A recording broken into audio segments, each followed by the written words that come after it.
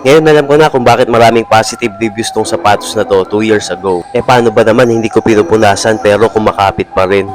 At ito na nga ang performance review natin sa 361 degrees Big 3 4.0 Quick. Unahin natin yung design at materials. One of the best mismatch colorway na nasuot ko. Textile uppers, breathable, at very premium looking yung design. Next is traction. Solid to kahit dusty court. Kumakapit pa rin siya kahit may minimal dust pickup. Hindi ko na nga pinupunasan pero grippy pa rin after hours of play. Combination of solid rubber and icy sole yung ginamit. And I think you can also hoop this on outdoor courts. Punta naman tayo sa cushion. Energy X yung ginamit sa midsole. And this is one of the best responsive shoes na nagamit ko. Hindi siya sobrang lambot pero hindi rin matigas. Perfect for guards and quick players at may sapat na impact protection.